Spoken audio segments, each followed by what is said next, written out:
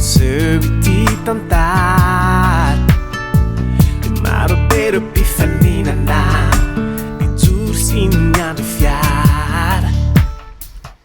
Avy eo ao dia natsikaritra tovovavy kely iray.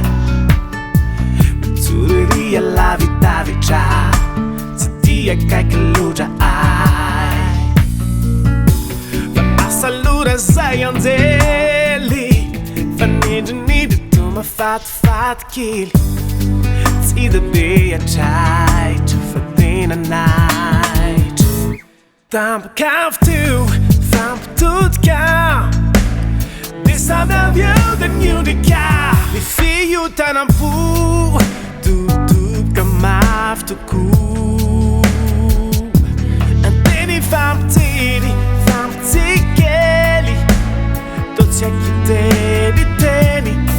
Mifono hevitra pitaina tsy ahay lazaina.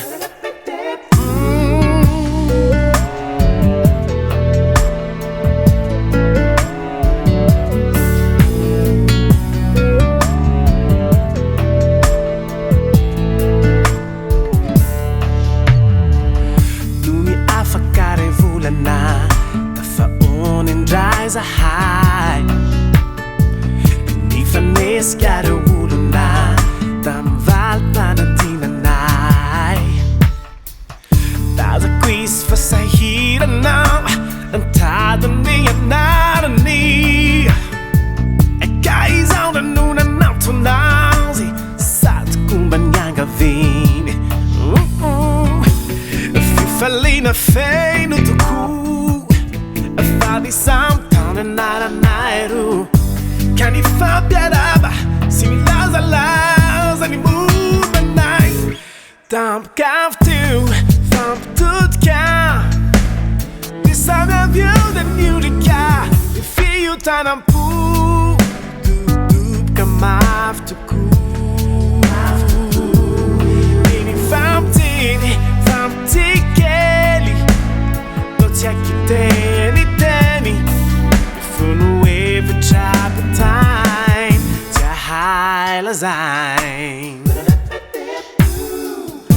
Nanomboka teo dia mpinamany zaroa. Nifankatia tsy nifankafoy.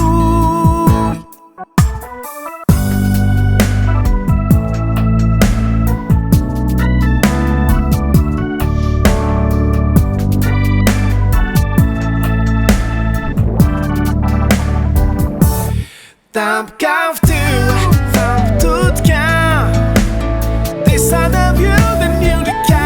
Ny fihotanam-po dodoboka mafy tokoa. Dia ny fampiteny fampitsikely ny fihotanam-po